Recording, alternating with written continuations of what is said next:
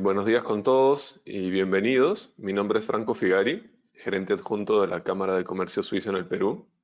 Les damos la más cordial bienvenida a nuestro webinar número 24 de esta etapa. Como Cámara de Comercio Suizo en el Perú, continuamos comprometidos en ofrecer espacios de intercambio, capacitación e información relevante a nuestros socios y aliados.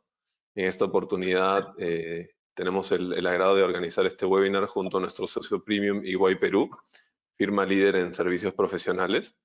Y hoy presentamos un tema muy relevante para el sector empresarial, riesgos financieros en tiempos del COVID-19.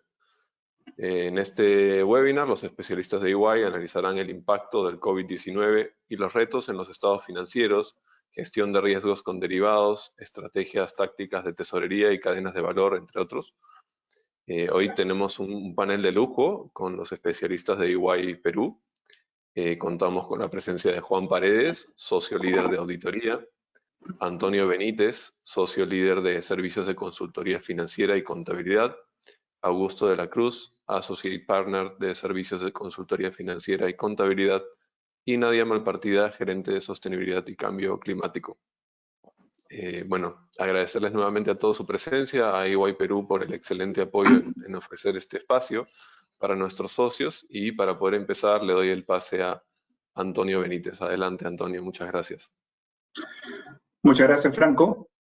Damos gracias a la Cámara de Comercio Suiza en el Perú por permitirnos compartir este espacio con sus asociados. Esperamos que todos se encuentren bien de salud, al igual que sus familias. Recuerden que todos los participantes podrán hacernos llegar sus consultas a través del botón de Q&A, preguntas y respuestas, ubicado en la parte inferior de la pantalla para poder atenderlas al finalizar la exposición. Debido a que la situación actual nos obliga a mantenernos en nuestros hogares, les pedimos disculpas de antemano por cualquier inconveniente de conexión o comunicación que podríamos tener. Sin más, los dejo con Juan Paredes, socio líder de auditoría de EY Perú. Adelante, Juan. Buenos días a todos, muchísimas gracias por la oportunidad. Hoy día, cuando estamos en esta situación del COVID, pues que se conoce como un cisne negro, que es un evento que nadie preveía, existen temas que son relevantes a analizar y que van a afectar a las empresas. Y tenemos en la agenda los temas que están viendo y que vamos a cubrir hoy día en la mañana. Y sin más, voy a empezar con el primero de ellos, que son los 5 retos para los estados financieros que tenemos este año. Siguiente, por favor. Como saben, esto del COVID fue bastante rápido y bastante imprevisto, nadie lo tenía planeado, y las empresas que cerraron el 31 de diciembre, pues no, y que emitieron estados financieros, digamos, a finales de enero o durante febrero, no hicieron en sus estados financieros ninguna divulgación ni ninguna llamada de atención a los efectos o probables efectos que el COVID tendría en sus empresas. Esta situación ha venido evolucionando y a marzo, en los cierres de marzo, ya hay una mención específica de este tema, ya hay efectos claramente significativos en los estados financieros, y evidentemente en junio, septiembre y al cierre del año, pues se va a tener mucha más información y se va a poder tener datos que se van a tener que incorporar en los estados financieros y que representan para todos una situación nueva y diferente este año. Siguiente, por favor. Y como consecuencia de esta situación, existen 5 retos que son importantes y que hay varios seguro, pero los más importantes son los temas que vamos a ver aquí. El primero es empresa en marcha y liquidez. El segundo es el tema de deterioro de activos de larga duración. El tercero es incertidumbre y los temas de valor razonable. Los arrendamientos, qué va a pasar con los arrendamientos financieros, sobre todo si es que hay condonación de cuotas. Y todo lo que son las modificaciones de contratos de deuda, que va a haber muchísimos seguramente con las empresas financieras, de ampliar plazos, cambiar condiciones, etc. Y sin más, vayamos al primero de ellos. El siguiente, por favor. En el tema de empresa en marcha, las normas contables piden que las empresas discutan si una empresa va a poder continuar operando como empresa en marcha desde la emisión de los estados financieros hasta por lo menos el año siguiente. Y para ello es importante discutir cuáles son las situaciones que afronta la empresa, las situaciones de reducción de operaciones, de temas de problemas de rentabilidad y sobre todo el tema de liquidez. Hoy en día, como saben, el efectivo es el rey. Hoy en día hay que mantener efectivo para poder mantener a la empresa operando, y ante la reducción importante quizá en las ventas de algunas o de muchas de las empresas, pues esto es relevante. Lo que pide la norma es que esto se discuta en notas a los estados financieros, se discute el riesgo que existe de continuar con las operaciones de la compañía, y cómo es que la compañía está haciendo planes para superar en este plazo los temas que va a tener para tener una liquidez adecuada y para poder generar los resultados que se esperan. Esto es una obligación, sí, por las normas hay que hacerlo, pero también una oportunidad, porque tanto los terceros interesados y de entre ellos los bancos van a tener mucho mayor y mejor información si esto se prepara con el cuidado debido y la gerencia se involucra para indicar cuáles son sus planes realmente para gestionar estos temas en el corto plazo, realmente en un año, y si se da un poco más de información va a ser mejor. Pero lo importante es saber que hay que hacerlo, hay que ver cuáles son las circunstancias que va a tener la compañía en los próximos 12 meses desde la fecha de emisión de los estados financieros y cómo va a gestionar los riesgos que tiene de liquidez, de solvencia en este periodo, que son importantes tanto para la empresa como para los terceros interesados en su información financiera. Siguiente, por favor. La otra cosa que es importante es el deterioro de activos de larga duración. Como ustedes saben, hay una norma que es la NIC 36 para referencia que dice que cuando hay indicadores de deterioro, y un indicador de deterioro es la baja del nivel de operaciones, la baja de rentabilidad, cuando hay deterioro, pues es muy importante que las empresas empiecen a evaluar qué es lo que hay que hacer en los estados financieros. Y para ello lo que hay que hacer son proyecciones de los resultados, ver cómo van los resultados de la empresa y en base a esos resultados hacer flujos de caja descontados para hacer una provisión en relación al valor en libros. Entonces, cada vez que hay estas situaciones como las que hoy estamos pasando, la empresa va a tener que hacer una evaluación de deterioro y decidir si es que es necesario hacer una provisión. Esto implica, evidentemente, supuestos, implica el involucramiento de la alta gerencia, y sí, hay mucha incertidumbre y mucha dificultad, pero hay que hacerlos. Y tendrá consecuencias porque recuerden que esto afecta a los activos fijos, a las marcas, si hay intangibles y si hay fondos de comercio, es algo que implica que todos lo tienen que hacer. Siguiente, por favor. En valor razonable, evidentemente, las cotizaciones de muchos valores que hoy día existen en el mercado han variado por temas de liquidez, por cómo está el mercado, pero hay que usarlos y en algunos casos hay que calcularlos, como el caso de las inversiones inmobiliarias, que lo que hacen es estimar su valor razonable. En estos casos, la gente tiene que empezar a hacer nuevamente estimados, tiene que hacer escenarios y tiene que ver cómo puede manejar estas situaciones. Desde ya es crítico para todos que participemos activamente en la elaboración de estos estimados y que veamos los efectos. Evidentemente va a haber mucho más impacto en empresas del sector financiero que en empresas comerciales, pero igual todas van a tener algún impacto en la determinación de lo que son el valor de mercado de sus instrumentos financieros, y esto también implica el cálculo de lo que son las provisiones para cobranza dolosa, que si bien no es exactamente un valor razonable, pero se basa mucho en lo que es el concepto de pérdida esperada, que requiere que se hagan cálculos y estimaciones de qué es lo que va a pasar en el futuro. Siguiente, por favor. Arrendamientos. Aquí también hay muchos cambios en los arrendamientos. Los arrendamientos hoy en día pueden estarse modificando de diversas formas. Algunos condonarán un par de cuotas, otros se cambiarán los activos sujetos a arrendamiento, y esto hay que revisarlo caso a caso. Pero desde ya les digo que en el caso de que haya un par de condonaciones, esto se puede considerar un cambio en las rentas variables y se registra como menor ingreso en el mes en que se da la condonación. En caso que el cambio sea más radical, por ejemplo, que se cambien los periodos, se cambien los activos sujetos a arrendamiento, esto puede implicar modificar todos los cálculos que se tenían sobre estos arrendamientos y registrar cualquier variación en los resultados del periodo. Hay que revisar caso a caso y hay que leer las condiciones del arrendamiento anterior y los cambios que se están haciendo para ver el adecuado tratamiento contable. Siguiente, por favor. Las deudas de contratos va a depender quién lo haga. Las empresas tienen reglas diferentes a las entidades financieras. Las entidades financieras en el Perú se sujetan a las normas de la SDS, que tiene reglas muy específicas y que básicamente no prevén ningún tratamiento diferente al que venían haciendo es calcular los intereses y ver el riesgo de crédito, que es diferente a lo que pedirían las normas internacionales de información financiera. Las NIF pedirían que se haga un cálculo de cuál era el flujo de caja antes y después del cambio, y si hay una variación, esta se debe registrar en resultados. Esto va a afectar solo a un número limitado de empresas en el sector financiero, porque la mayoría de empresas presentan de acuerdo con las normas de la SBS, pero sí hay algunas relevantes y grandes que presentan de acuerdo a normas internacionales de información financiera. En este caso, en las entidades financieras, como pueden ver, lo más importante va a ser si es una empresa sujeta a las normas de la SBS o no. Y si lo está, pues a ver, si lo está, hay que seguir las reglas de esta entidad, y si no, habrá que hacer los cálculos que he mencionado. Siguiente, por favor.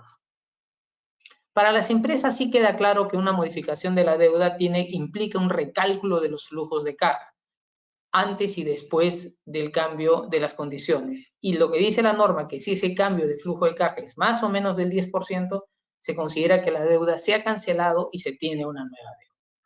Si se tiene una nueva deuda, hay que compararla con la deuda anterior y la diferencia se registra en resultados, generándose una ganancia o una pérdida dependiendo de las condiciones del cambio que se da por la deuda y registrando una nueva deuda. Este es el análisis cuantitativo, pero también te pide que hagas un análisis cualitativo que depende de si, por ejemplo, cambias una deuda de soles a dólares. Ese sí es un cambio sustancial, implica un cambio de deuda, y cualquier diferencia entre la deuda nueva y antigua, pues es un efecto que se registra en resultados. Entonces, estos cambios que están haciendo hay que revisarlos. Hay que ver que hay impactos contables y hay que ver cómo se manejan los mismos. Y sin más, lo dejo a mi socio Antonio Díaz para que hable de lo que son derivados. Muchas gracias, Juan. Gracias. Ok. Esta presentación que les vamos a compartir es una presentación que aplica a cualquier compañía que está en cualquier tipo de industria, que es de cualquier tamaño y que opera con derivados o no, que hace coberturas o no. ¿Okay? Adelante, por favor. Pues bien, la crisis sanitaria y económica ha impactado fuertemente a los mercados financieros y de commodities en el mundo y también en el Perú. Podemos ver cómo aquellas compañías que operan con commodities han visto una fuerte reducción, por ejemplo, en el precio de los commodities de metales. También había una fuerte depresión en el precio de los derivados de los commodities relacionados con el petróleo. Existen compañías en el Perú con una fuerte exposición al riesgo de moneda extranjera, ¿no? Este riesgo de moneda extranjera genera una fuerte fluctuación en los resultados de la compañía por un efecto de las variaciones del tipo de cambio. En este contexto, lo que las compañías tienen que preguntarse es que si están haciendo una cuantificación real de cómo esta incertidumbre afecta los resultados de las empresas, y si es que cuentan con estrategias, con derivados, finalmente, como para poder minimizar este tipo de riesgos. Aquí sí vamos a diferenciar las compañías que no cuentan con derivados y que no han hecho una estrategia de cobertura económica ni contable alguna vez. Tienen que saber que trabajar con derivados les permitiría, vamos a decir, mitigar las fluctuaciones adversas que podríamos tener en el mercado por riesgo de precio, riesgo de tasa de interés o riesgo de moneda. ¿Okay? Y también te permite hacer una estabilización de la cuenta de resultados y optimizar el flujo de caja.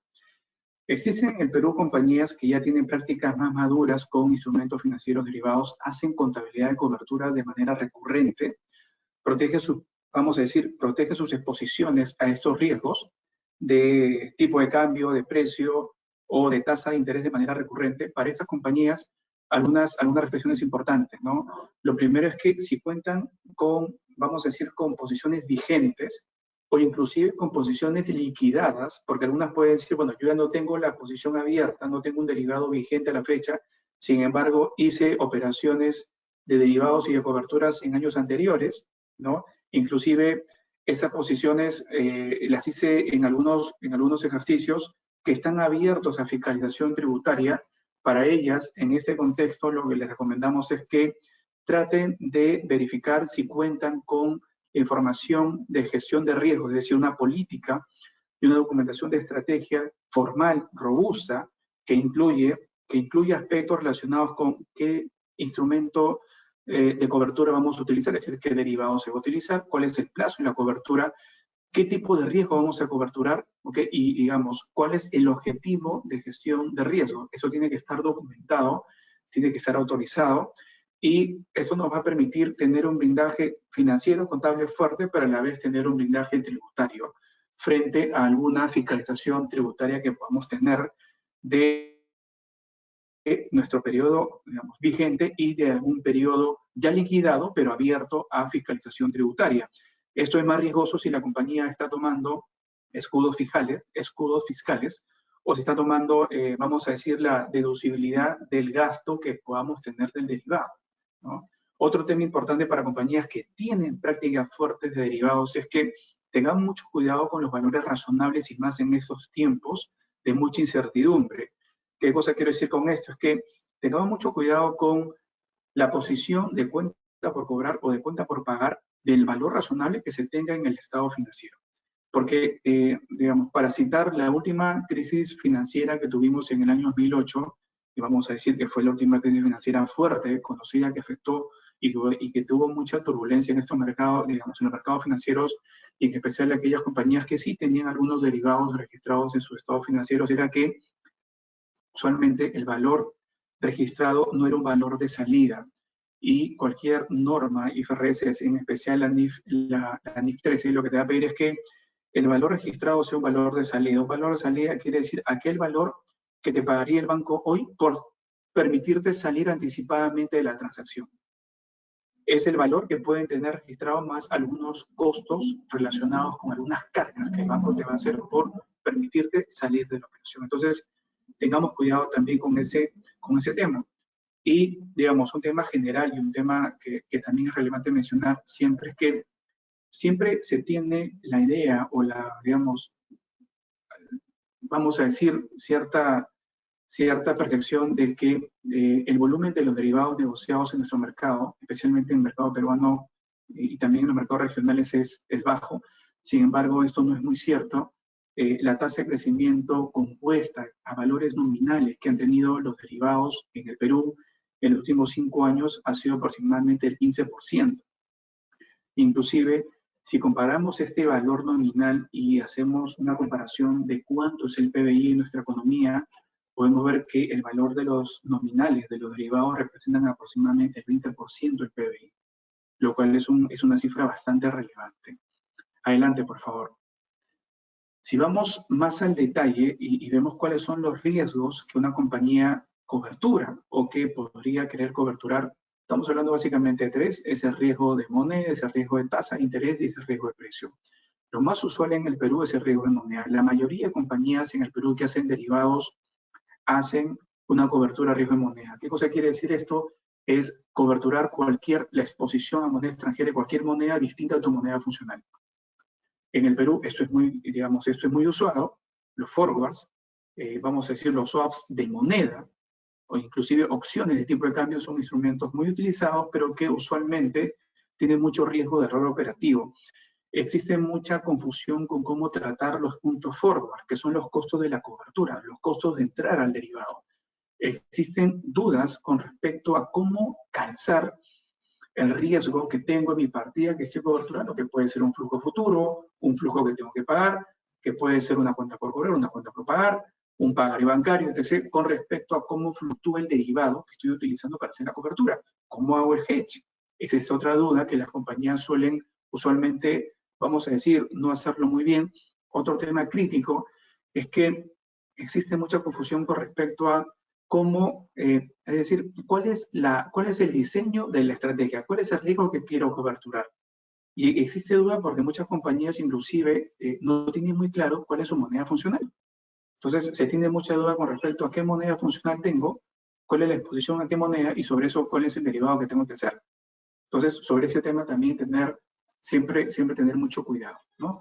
Con respecto al riesgo de precio, esto lo utilizan mucho las compañías mineras, petroleras, compañías que operan con, vamos a decir que operan con commodities, hacen derivados de commodities, usualmente eso lo pactan con muchos brokers del exterior. Aquí el único tema a considerar es que tengamos mucho cuidado en el momento que hacemos las pruebas de efectividad, dado que tenemos que hacer una sensibilización de cuáles son los precios internacionales y en este momento, digamos, hay mucha volatilidad con respecto a este tema.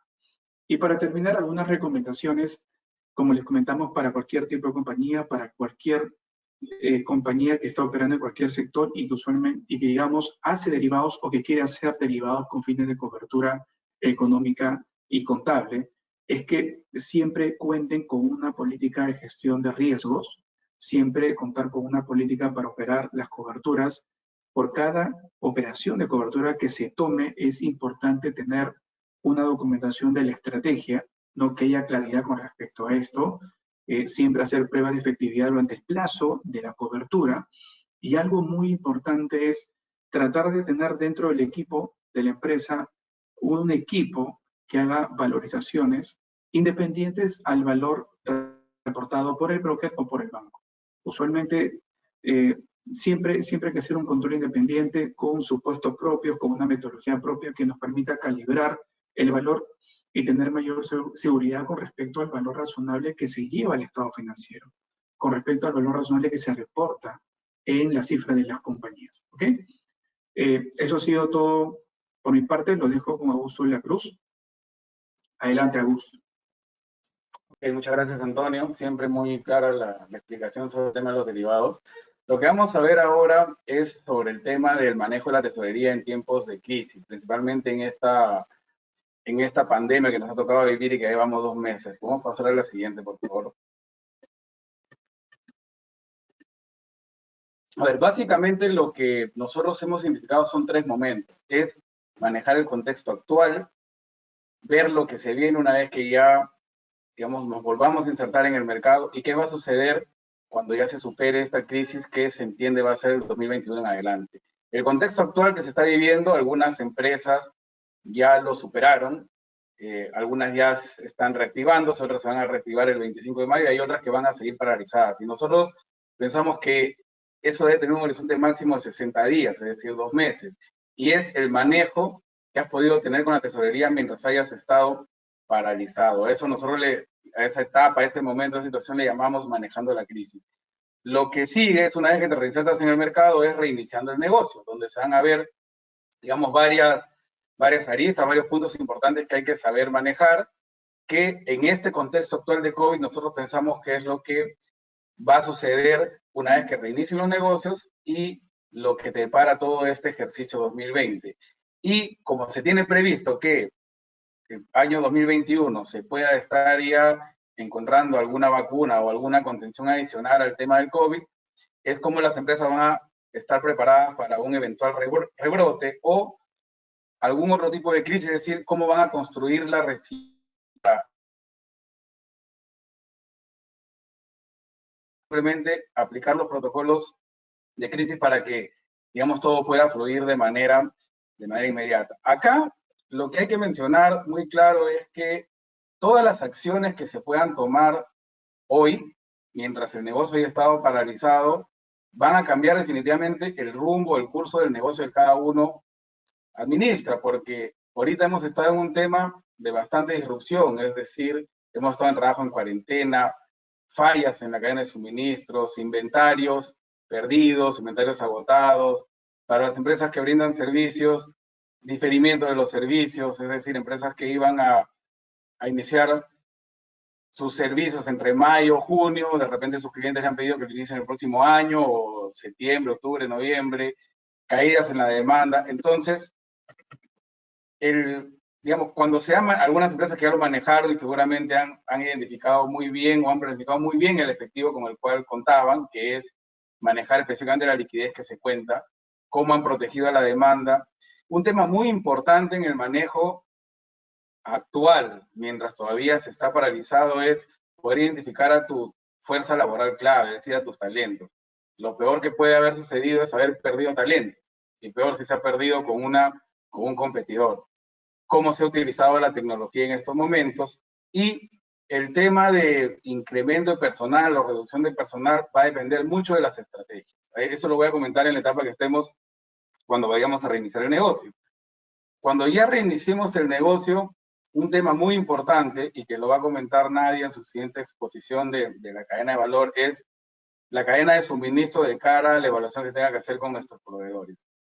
Poder identificar aquellas ganancias rápidas o aquellos resultados ventajosos para nosotros, pero con respecto al efectivo y a reducción de costos, pero que sean inmediatos, cómo se van a aprovechar los estímulos gubernamentales, si tenemos seguros, si vamos a ir a reclamarlos o no, y todas las proyecciones que podamos hacer para poder cerrar este año complicado que tenemos. Y lógicamente, más allá de la crisis, es cómo voy a construir yo nuevos modelos, es decir, cómo voy a estar preparado para una eventual crisis futura. Es decir, voy a seguir con mis mismos negocios o voy a salir de algunos negocios, entrando en juego mucho el tema de adquisiciones y desinversiones. Vamos a pasar a la siguiente diapositiva, por favor.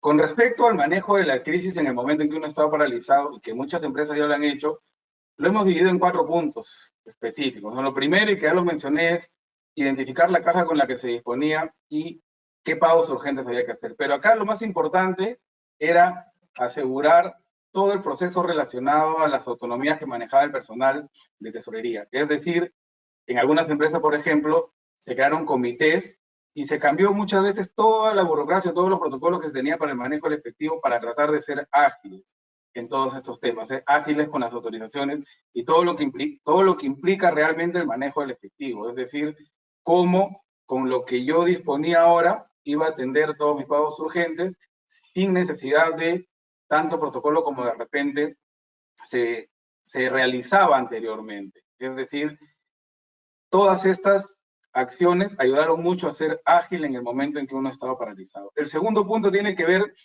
y no solamente con empresas grandes, pueden ser inclusive negocios, digamos, personales, ¿no? De persona natural con negocio, es cuando se tenía varias localidades, es decir, varios puntos de venta. Y lo que nosotros recomendamos acá es que se vea cada una de esas localidades como un negocio independiente, es decir, olvidándonos de todo lo que se planificó cuando se hicieron los presupuestos de efectivo en noviembre, octubre del año anterior, para dar paso a una asignación de reservas por necesidad inmediata de cada una de estas localidades. Se podía dar el caso que alguna siempre haya tenido una reserva, que de repente en estos momentos no la necesitaba, y alguna otra localidad que tenía una reserva puede ser mayor, necesitaba aún más reserva para poder atender la situación de paralización actual. Entonces, ese cambio de asignaciones se ha tenido que hacer, y aquellas empresas que van a seguir paradas mientras no se reinicie su industria van a tener que tener en consideración estos temas, independientemente de que el negocio sea varias localidades en la misma ciudad, en diferentes ciudades del Perú o a nivel de Latinoamérica o a nivel global. Podemos pasar a la siguiente, por favor. El punto 3 se refiere a las proyecciones, y acá es muy importante. Normalmente nosotros hemos estado acostumbrados a monitorear todas nuestras proyecciones de flujo de caja, que se tenían proyecciones de repente de manera anual y que se venían monitoreando de repente mensualmente o trimestralmente. En esta situación, eso ha tenido que cambiar totalmente y las proyecciones en el manejo en que uno está paralizado no debería tener un horizonte mayor a 60 o 90 días como máximo, identificando todos los excedentes, qué cosas nos generaba, cuellos de botella, digamos, para el manejo de esos flujos y haciendo un monitoreo con un horizonte máximo semanal, si es que no es diario. Inclusive lo recomendaríamos que se haga de manera diaria. Todas las proyecciones muy cortitas, mientras se estima que uno esté paralizado, y el control de manera a lo mucho semanal.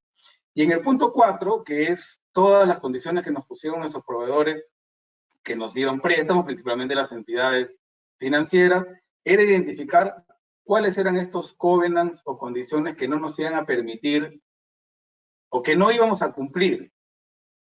Y solamente identificarlos, porque no era un buen, mientras uno esté paralizado, no es un buen momento para ir a renegociar con nuestro proveedor financiero, porque no tenemos visibilidad de cómo se va a dar el reinicio del negocio. Entonces, si pasamos a la siguiente diapositiva, por favor. Cuando ya vayamos a reiniciar el negocio, es el momento en el que yo, cuando ya podía alargar mi proyección de flujo de caja, ya no solamente hacerla de 2 semanas, sino poder proyectarla hasta el cierre del año 2020, recién ahí podía ir a renegociar estos pasivos con estas entidades financieras. Y acá voy a poner un stop, porque todo el tema de renegociación con proveedores, que incluyen nuestras renegociaciones con bancos, que incluyen las disposiciones gubernamentales, tanto tributarias como laborales, tienen que ser implementadas o establecidas o tomarse la decisión de decidir hacerlo con un análisis muy profundo. Porque lo peor que nos puede pasar es que por intentar tomar una medida tributaria o una medida laboral de manera muy apresurada, nos puede hacer disminuir el flujo efectivo ahora, o sea, disminuir nuestra salida de caja, pero nos puede hacer incurrir en alguna sanción o multa que tengamos que pagar en el futuro y que nos afecte realmente el bolsillo. Entonces, en este punto, cualquier decisión que se vaya a tomar sobre todas estas disposiciones gubernamentales tiene que ser analizado de manera muy exhaustiva.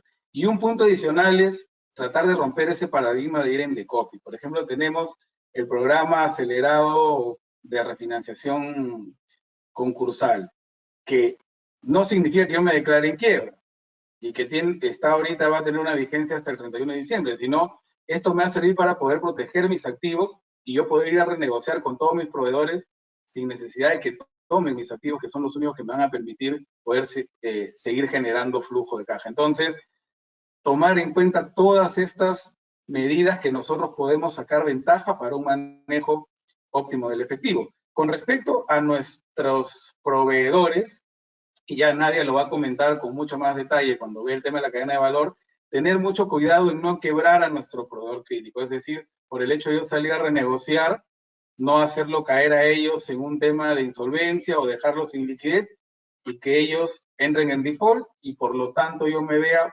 perjudicado porque si no tengo un proveedor crítico no voy a poder atender a mis clientes. Y si el proveedor no es crítico y de repente es muy pequeño y lamentablemente voy a tener que renegociarlo y si no acepta mis términos no voy a poder atenderlo, no es cuestión simplemente de ir a negociar con ellos, sino tener mapeado todo el abanico de proveedores que podrían reemplazar a este proveedor por muy pequeño que sea, porque también eso me puede a mí, digamos, generar una ruptura en la cadena de valor. Y con respecto a nuestros clientes, ya lo mencionó Juan, hay que hacer una evaluación precisa de cuáles van a ser aquellos que no nos van a poder pagar, para poder saber con qué flujo de ingreso de dinero yo cuento. Y cuáles son aquellos que me van a diferir los pagos, cuáles son aquellos que van a entrar en default y que de repente los sigo, una vez que ya reinicié el negocio, los sigo atendiendo con ventas. Entonces, este análisis, que si bien una norma contable te obliga a hacerlo, solamente por el tema del manejo del efectivo, nos vemos en una obligación de ir a mucho más profundidad y analizar su posición de liquidez de dinero con respecto a nuestros clientes. ¿Podemos pasar a la siguiente, por favor? Cuando voy a construir la resiliencia, lo primero que yo tengo que ver es saber en qué momento estoy del desempeño de mi negocio. Es decir, se pueden dar tres momentos, independientemente del now, next and beyond, o el de manejar la crisis, lo que viene o más allá de la crisis. Es, quiero crear mayor valor a mi negocio, quiero preservar el valor que tengo o quiero recuperar valor. ¿Por qué? Porque hay una línea que es un punto de inflexión. Es decir, en el momento que yo pierda el control, no puedo estar ni en creación de valor y de repente en digamos, una muy pequeña situación de la preservación de valor. O sea, va a haber un punto de inflexión en el que yo estoy tratando de preservar el valor y de repente ya perdí el control del manejo del efectivo, es decir, perdí el control de la liquidez, si tengo inventarios, perdí el control de las devoluciones, perdí el control del manejo de riesgo crediticio, los deterioros de activos, los riesgos socioeconómicos, y todo esto implica un tema aún mayor, ¿no? Porque tiene que ver con toda la incertidumbre que se genera ahora en los mercados. Entonces, es muy importante poder saber en qué momento de la curva de desempeño estoy para poder tomar una decisión a partir de eso. Se hace en menor medida en la etapa de reiniciar el negocio, pero tiene que ser mucho más profundo este análisis cuando yo vaya a crear resiliencia. Y ahí, digamos, algunos ejemplos que podemos nosotros mencionar es qué planes voy a establecer para digamos, para cambiar un poco el mindset, el pensamiento de visualizar mi negocio con una cultura basada específicamente en la caja. ¿Desde qué punto de vista? Desde el punto de vista de tener una organización y tecnología particular para poder optimizar todo lo que es el capital de trabajo, con estrategias, políticas, tener a los talentos, es decir, personas, procesos, y tener unas métricas e incentivos particulares para lograr eso. Por ejemplo, ahorita nosotros estamos evaluando, muy probablemente, tomar alguno de los, digamos, de los préstamos de Reactiva Perú. Y de repente esto amerita hacer una evaluación más profunda, y no es, por más que la tasa sea, digamos, baja, de repente no es necesario tomar un préstamo de Reactiva Perú, y de repente puedo salir a ver un préstamo de mayor plazo, es decir, más que un mediano plazo, para lo cual tendría que de repente entrar en otro tipo de inversión, en otro tipo de mercado. Pero simplemente no nos animamos a hacer la evaluación, no sé si porque se tiene miedo, pero es momento de, como dicen muchos, reinventarnos y ver, de tomar medidas que de repente antes no lo habíamos pensado. Y no quería terminar esta exposición sin decirles que las empresas que van a ser capaces de sobrevivir a esta crisis no necesariamente van a ser aquellas más grandes, sino van a ser aquellas que sean mucho más ágiles y que tomen decisiones relevantes para el nuevo consumidor, porque el nuevo consumidor, hay que tener cuidado, está muy atento, está mucho más consciente de sus propias decisiones y está atento a las decisiones que toman todas las organizaciones en esta etapa de crisis. Sin más, yo les agradezco y le doy pase a Nadia para que nos hable sobre el tema de cadena de valor y proveedores críticos. Bien, hola, ¿cómo están? ¿Qué tal? Mi nombre es Nadia Malpartida. Un ratito que voy a prender la cámara, por favor. Y debería estar ahí. Genial, ¿cómo están? Muchas gracias, Augusto. Mi nombre es Nadia, como ya les dije, y soy gerente de los servicios de sostenibilidad y cambio climático en EY. Y el día de hoy quería comentarles un tema que dentro del contexto de creación de valor a largo plazo, continuidad del negocio y sostenibilidad, resulta muy importante poder mapear y gestionar, que es la gestión de riesgos financieros y no financieros con nuestros proveedores. ¿Podemos ir a la siguiente, por favor? Ahí. Bien, qué duda cabe, y lo estamos experimentando cada uno de nosotros, que el contexto del COVID-19 representa un desafío no solamente para las compras, sino, como ya dije, para la gestión de riesgos que podemos gestionar dentro de nuestras organizaciones. Pues bien, la gestión justamente con las cadenas de suministro han tenido que adaptarse y ver de manera inmediata cómo poder contribuir a los objetivos a corto plazo de cada una de sus operaciones. Y desde luego existe un consenso total en que la gestión de riesgos financieros y también los no financieros resulta clave y cobra mucha mayor relevancia en un contexto actual, y que va a permitir no solamente formar una gestión de suministros más resiliente, sino que también nos podría ayudar a que en futuras crisis y entre posibles futuras amenazas poder gestionar y reaccionar más rápidamente. ¿Y por qué? ¿Cuál es el contexto en el que nos encontramos en el día de hoy? Primero vemos que ya un 94% de las compañías Fortune han experimentado interrupciones dentro de su cadena de suministro.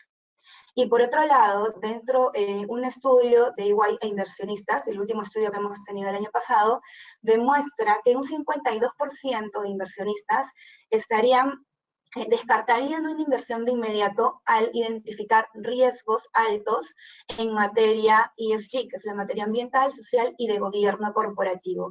Entonces, esta identificación, esta evaluación y este monitoreo de los riesgos cada vez se hace de mayor relevancia, porque responde justamente a expectativas que pueden tener nuestros stakeholders, como los inversionistas, como los reguladores, y también sobre el valor que le dan nuestros clientes al momento de hacer una opción de compra. Pues bien, entonces dentro de todo este contexto, ¿no? Resulta muy importante que nosotros podamos evaluar, monitorear y responder justamente a los riesgos financieros y no financieros de los proveedores críticos. De los proveedores críticos y también de los estratégicos. ¿Pero por qué? Porque esto puede tener un impacto tanto en la continuidad del negocio, ¿sí?, en el corto y en el mediano plazo, pero también porque puede haber una afectación a la reputación de la marca. Si es que hay alguna mala práctica, alguna mala gestión que no esté alineada, por ejemplo, a las políticas, a las disposiciones, o simplemente a los compromisos que ya asumieron cada una de sus empresas. ¿Podemos ir a la siguiente, por favor? En ese contexto hay ciertos riesgos que resultan de mayor relevancia y claves que ustedes puedan gestionar y monitorear en este momento. Entonces nosotros lo que sugerimos es analizar ciertos riesgos asociados a cada una de sus categorías de proveedores. Este mapeo debería de incluir, ¿sí?, por ejemplo, aspectos relacionados a la gestión de crisis, otros relacionados a la salud financiera de los proveedores, de los contratistas.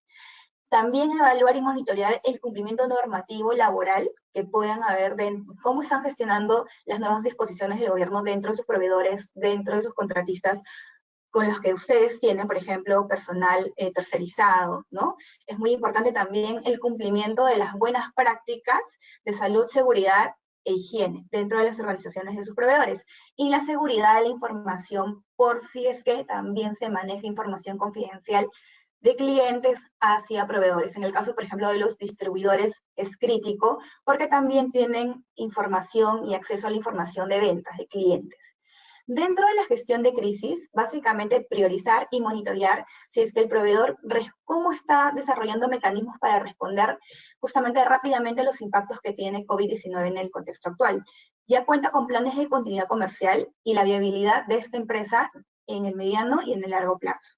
Identificar también si cuenta con acceso a toda la información disponible de su organización para determinar el potencial impacto de una interrupción o implementar planes de mitigación. Es muy importante evaluar si es que nuestros proveedores cuentan con justamente este conocimiento de todo el impacto que está pudiendo tener dentro de sus organizaciones.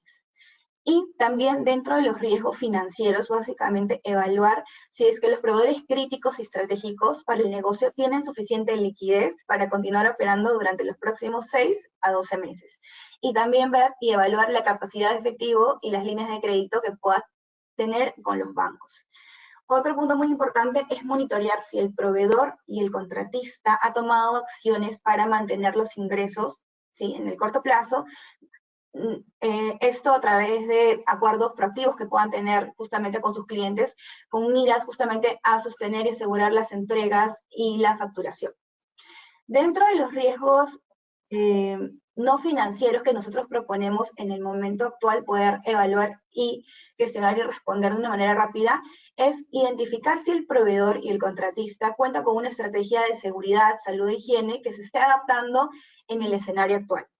Y además también evaluar si se han identificado e implementado controles necesarios para prevenir justamente los casos de contagio y cuáles van a ser las mejoras dentro de los programas de salud y bienestar que puedan ya estar desarrollando. Y muchas de las organizaciones ya se encuentran evaluando y gestionando estos temas dentro de los procesos, ya sea de evaluación de riesgos o de homologación o de auditorías que puedan tener. Entonces, si ya se han identificado estos temas y ya se cuenta con alertas de ciertos proveedores, es muy importante focalizar en el monitoreo, ¿no?, y cómo están respondiendo a estos riesgos.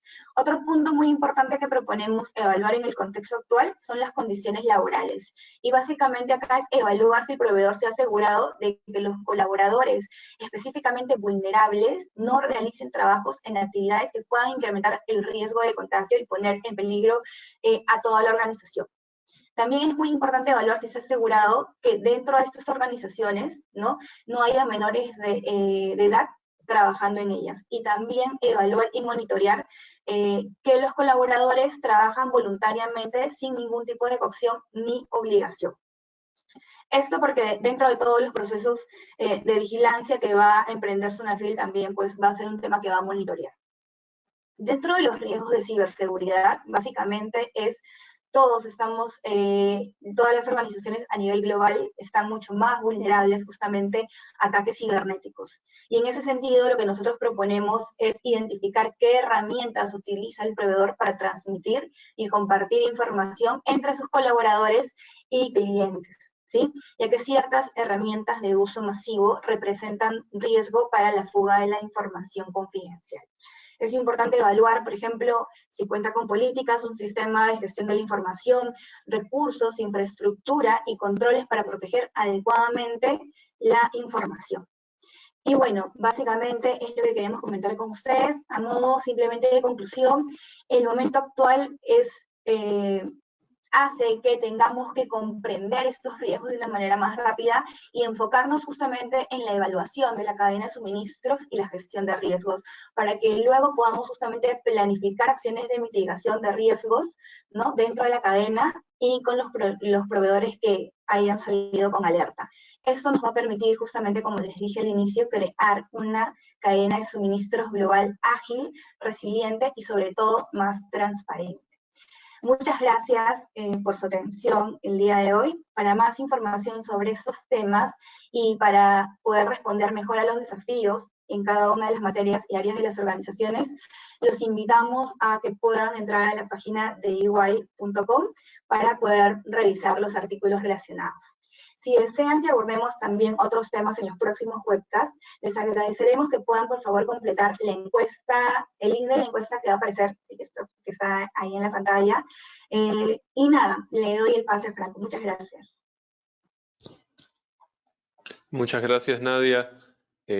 Vamos a compartir nuevamente la encuesta por el chat. Disculpen que ahorita la he enviado, pero falta el link. Ahorita les voy a compartir el link. Bueno, invitarlos también a agradecerles primero a los expositores, a EY nuevamente por esta excelente presentación. Los invitamos nuevamente, si gustan, a activar sus cámaras para la ronda de preguntas. Voy a ir comentando algunas de las que hemos recibido.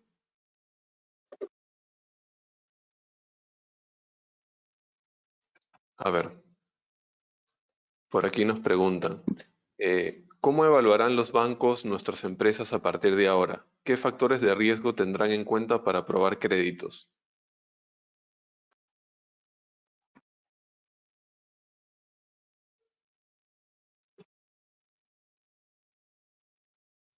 Bueno, si quieren la tomo yo.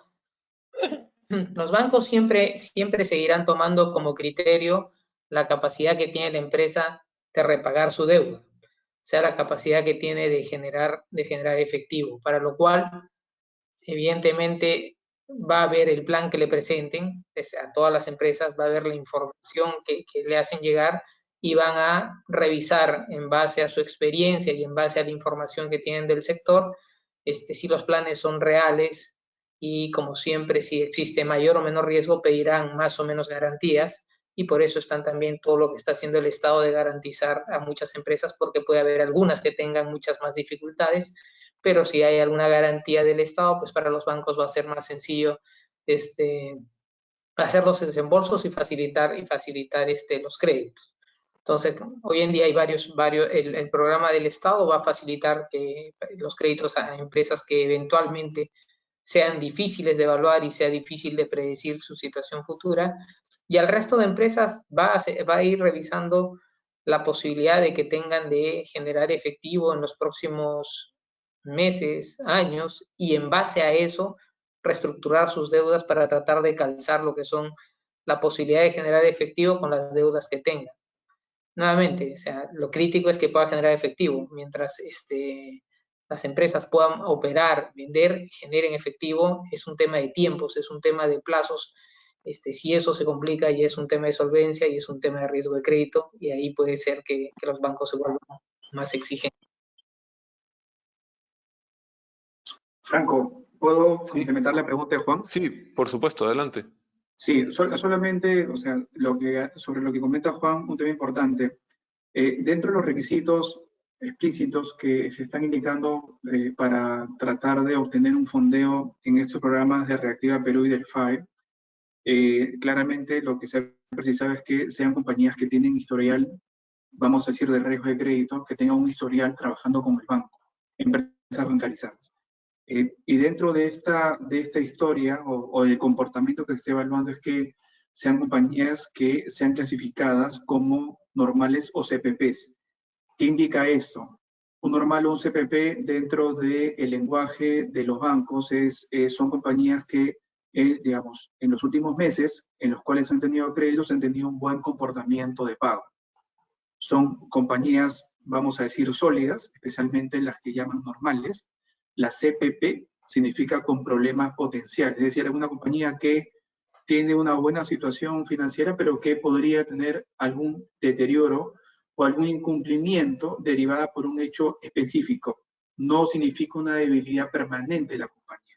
Entonces, este tema sí es algo que para una compañía que quiere entrar a los programas con el gobierno tiene que tener muy claro que es algo que los bancos, a pesar de la garantía que el gobierno, están solicitando. Gracias, Antonio. Gracias, Juan, por sus comentarios. A ver, aquí nos hacen llegar otra pregunta. ¿Se deben hacer ajustes a la proyección de arrendamientos NIF 16 si se condonan meses de arrendamiento?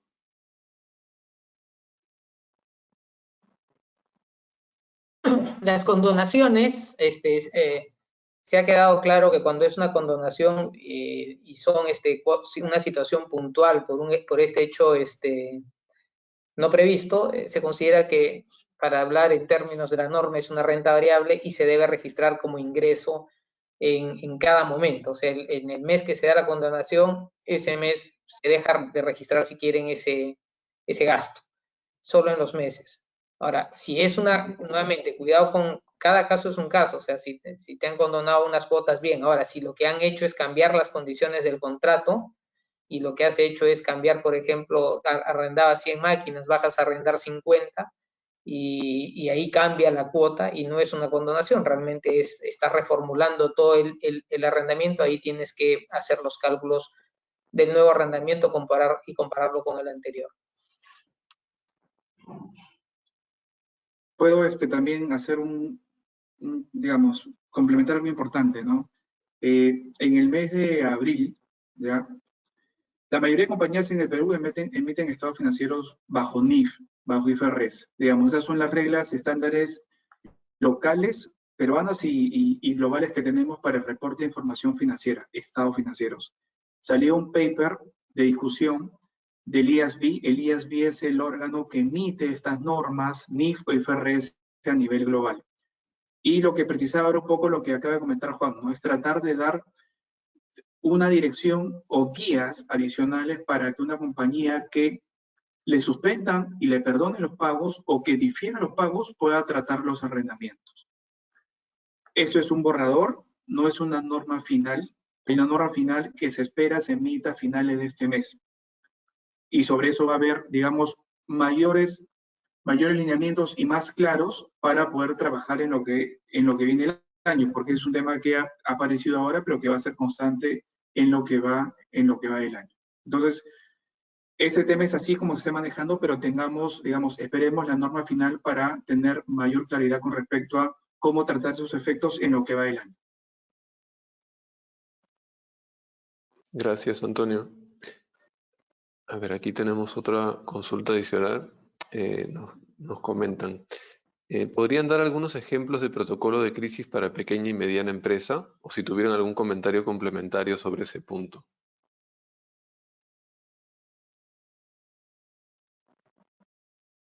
Claro, a ver, el tema del protocolo parte de primero segmentar, digamos, todo el manejo del efectivo en dos contextos bien identificados. El primero es todo el contexto de la parte operativa y el segundo el contexto del financiamiento. Y ahí, independientemente del tamaño de la empresa, todas se tienen que hacer estas preguntas que voy a mencionar a continuación. Cuando estamos hablando de toda la parte operativa es, ¿cuál es nuestra posición de caja actual? ¿Qué medidas podemos implementar de manera inmediata para mejorar la gestión de caja y reducir el impacto en la liquidez?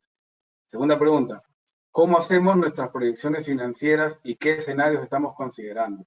¿Cómo modelamos las distintas variables financieras y actualizamos periódicamente dichas proyecciones?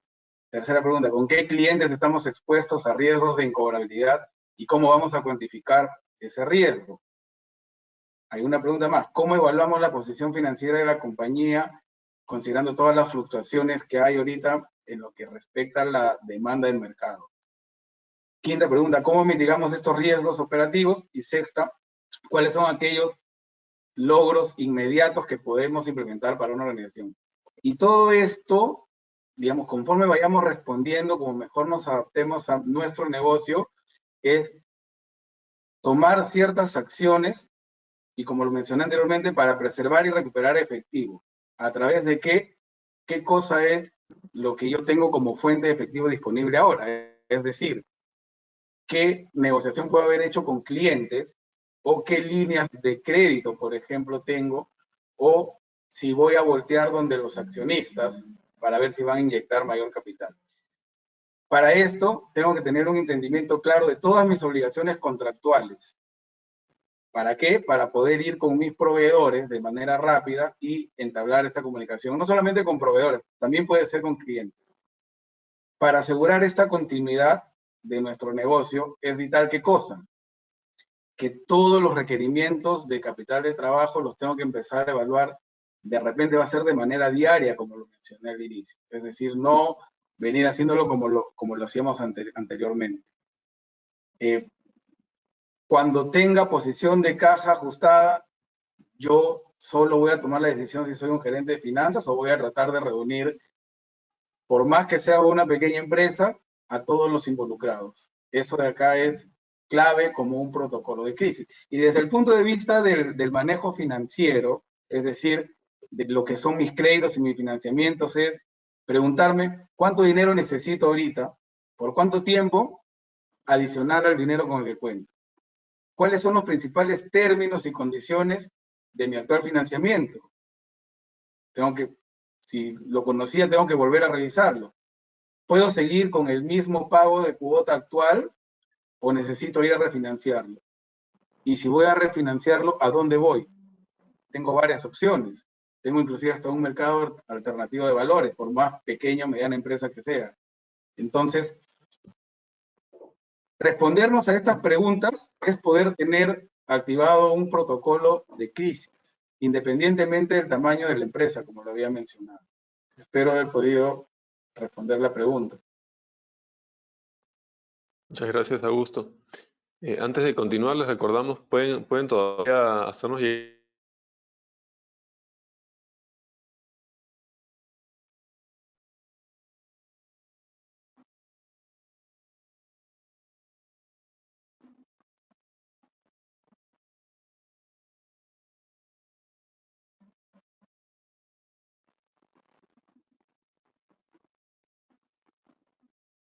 que las empresas estén de manera remota, ya que muchas también lo seguirán haciendo en esta etapa, ¿no? Sí, sí. A ver, sobre ese tema, trabajar remoto, digamos, las compañías se están adaptando a ese contexto y esa forma de trabajo. Sí hay, digamos, muchos riesgos asociados con la calidad de la información, el tiempo en la que se procesa la información, y lo que están haciendo los reguladores, por ejemplo, como el caso de la SMB, también lo ha hecho la SBS, es para sus regulados tratar de ampliar los plazos de entrega de información. Se entiende el periodo en el que estamos y esto es algo que lo están haciendo. Es muy probable que también ese tema se alargue los periodos de entrega de información también para estos trimestres que vienen. Se hizo en marzo, lo más probable es que también sea en junio. Vamos a esperar cómo va septiembre y para diciembre va a depender mucho de cómo vayamos. Frente a este tema, los plazos para entregar información, digamos, se han revisado y se han extendido. Del punto de vista interno de lo que es una compañía, es una oportunidad para las compañías tratar de en estos momentos aprovechar y ser más eficientes, hacer una revisión de su cronograma de cierre contable, de cuáles eran las prácticas que tienen, cuál es la dimensión del equipo, cuáles son algunas labores que eventualmente podrían también evitarse, hacer una mayor priorización del riesgo. Muchas compañías tienen muchos temas que pueden mejorar en estos momentos. Algunas, por ejemplo, hacen análisis de cuenta para todos los rubros, lo hacen para todos los meses, no se trabaja con niveles de materialidad, y muchas otras no se han replanteado el hecho de cuánto uso de la tecnología podrían hacer en circunstancias como estas. Es el momento de hacerlo. Entonces, algunas compañías sí lo están haciendo, algunas otras no. Entonces, de cara a algún tipo de incumplimiento regulatorio o algo, los plazos y las fechas eventualmente van a ser más extensas. De cara, yo creo que el reto está interno, o sea, el reto es interno de lo que una compañía puede hacer en esos momentos para adaptarse rápido y para ser eficiente con el trabajo remoto que tienen digamos, que tienen que hacerlo ahora, ¿no? Digamos, podríamos en realidad comentar eso. No sé si Como les digo, en resumen, tienen que ver la oportunidad más que el riesgo. Inclusive los auditores también están, nosotros como firma, como una firma auditora, estamos este año tratando de trabajar, digamos, las estrategias, los protocolos y la información que se va a tener todo de manera remota. Entonces, es algo que en realidad nos está pasando a todos y es el momento para aprovechar esta oportunidad que tenemos en realidad.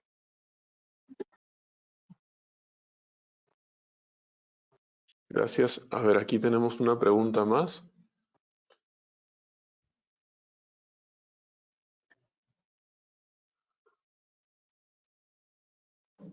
A ver, nos dicen, en el contexto actual, donde la recuperación podrá tomar hasta el 2021, ¿se ha considerado la ocurrencia de algún fenómeno climático, como por ejemplo el niño, la niña, niño costero, entre otros? Y también el papel que cada organización debe tener respecto a la Agenda 2030, los ODS. Bien, yo voy a contestar esa pregunta. Primero, por la última reflexión respecto a la Agenda 2030 y los ODS. Los objetivos de desarrollo sostenible en el contexto actual cobran mucha mayor relevancia porque estamos hablando de objetivos, metas e indicadores globales, que si bien se han trabajado en cada país, en nuestro país el INEI es justamente quien ha desarrollado un sistema de monitoreo y de identificación de indicadores locales, y que justamente ya esta herramienta, este sistema va a permitir de acá a mediados del año y a finales del año que cada una de las organizaciones podamos justamente comunicar mejor el impacto que ha tenido COVID-19 en cada uno de nuestros grupos de interés. Entonces, al ser un lenguaje común, cuando los inversionistas o cuando los stakeholders revisen los reportes de sostenibilidad para ver cómo nosotros hemos reaccionado y respondido ante estos impactos, justamente los ODS marcan la pauta para que podamos justamente alinear este plan de acción a corto plazo y podamos alinear esos KPIs de respuesta a los KPIs globales y locales que ya tenemos, ¿no?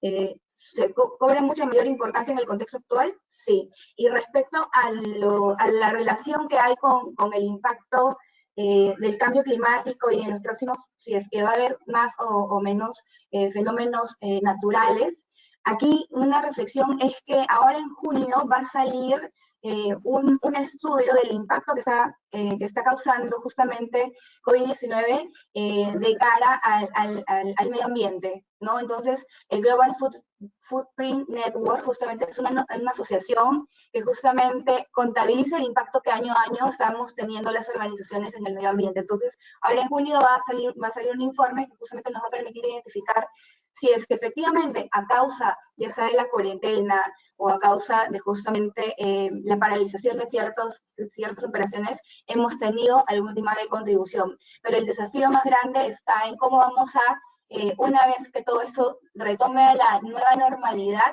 cómo es que nuestra nueva economía de repente va a generar espacios para justamente hacer un mejor uso del medio ambiente, de los recursos, justamente con miras a tener una mejor gestión del riesgo climático.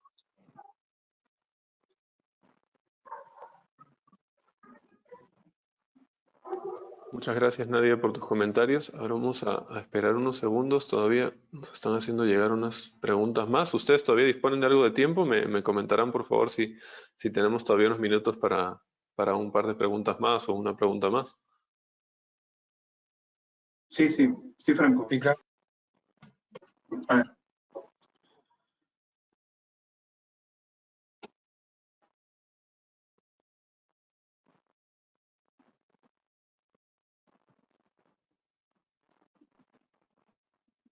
A ver, nos dicen, ¿qué consejos ofrecen para los cálculos de la provisión de cobranza dudosa en este futuro tan incierto?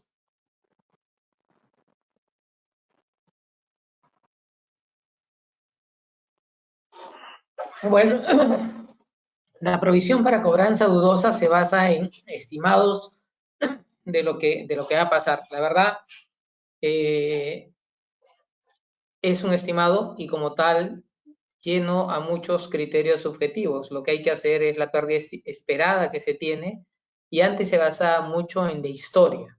sea, más o menos uno podía sacar estadísticas de la historia de cómo se comportaba nuestra cartera de clientes. Esa historia hoy se va a ver afectada por esta situación que es inusual y que va a tener un impacto que es difícil de repetir históricamente. O sea, y lo que va a requerir es que la gerencia haga una revisión de los clientes, uno a uno en los clientes importantes que tenga, y puede estimar cuál es la provisión que tiene. Y si tiene clientes diversos, creo que va a ser un reto que va a ir por partes. O sea, a marzo, evidentemente, el primer mes, la estimación va a ser compleja porque no se tiene mucha información y porque los datos de lo que va a pasar con la economía hacen que el estimado sea sumamente complejo, así que habrá que hacer lo más que se pueda. Pero conforme va pasando junio, septiembre y ya para el cierre de diciembre se va a tener más información de la situación de los clientes de cada compañía, de cómo están, si están afrontando adecuadamente la pandemia y ver ahí sí un estimado de qué se espera para los próximos meses. El consejo que les doy, el único consejo, es que involucren no solo al área contable en este estimado, no solo al área comercial, sino también a la gerencia de la compañía y a todas las áreas operativas para que en conjunto se pueda llegar a un estimado lo más razonable posible. Va a ser subjetivo, requiere muchísimo juicio profesional y van a tener que soportar sus supuestos y soportar las provisiones que van a hacer en base a al mejor conocimiento que tengan del mercado, de sus clientes y de las variables que para esa época se conozcan, en cada época que se prepare se conozcan. Es y será un estimado sumamente retador en todos los casos. Las empresas hoy en día lo están viendo, los bancos también lo tienen súper complejo, pero es lo que nos ha tocado vivir y lo que vamos a tener que hacer, un estimado lo mejor posible con todas las variables que existan a la fecha que preparemos los estados financieros.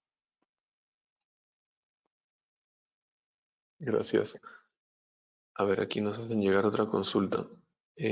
Con respecto a los hedge funds en general, swaps, forwards, es común oír que si bien muchos saben de su utilidad y existencia, la parte operativa, burocrática como el constante llenado de formatos y otros, es muy engorrosa y repetitiva. ¿Creen que agilizarán ese tema en lo sucesivo, más aún en este nuevo escenario? Sí, a ver, hace un par de años cambiaron las reglas para hacer cobertura contable y esas reglas fueron más flexibles de las que usualmente se solían hacer. ¿Qué tan flexibles son? Que ahora, cuando una compañía documenta una contabilidad de cobertura, puede hacer una estrategia al inicio y estas pruebas permanentes que se hacen digamos, durante el plazo de la cobertura del derivado podrían ser pruebas inclusive cualitativas. Simplemente puede hacer una descripción de riesgo si se demuestra que hay una cobertura fuerte al inicio. Antes había que hacer pruebas de efectividad prospectiva, retrospectiva, tenía una serie de tecnicismos que complicaban mucho la vida a las empresas que tenían estos productos. Actualmente ya no. Entonces, es por eso que les hablamos de la utilidad, les hablamos para las compañías que ya tienen, digamos, como las ayuda de los riesgos de ahora, pero las reglas sí son un poco más flexibles ahora. Esto es algo que ha cambiado.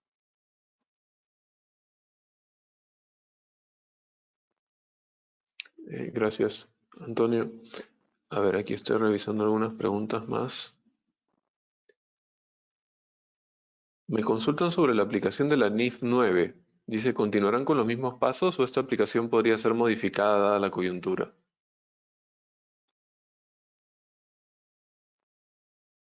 A la fecha, nada cambió con la NIF 9. La NIF 9 ya está vigente y ya se aplicó. La verdad, no hay nada que quieran cambiar hoy en día. Lo que hay es una clara complicación, ¿no? O sea, hay muchos supuestos y muchos estimados, pero eso parece que no hay nada que lo vaya a cambiar. Lo que va a hacer es que las empresas requieran mucho más esfuerzo en hacer los estimados y en sustentarlos.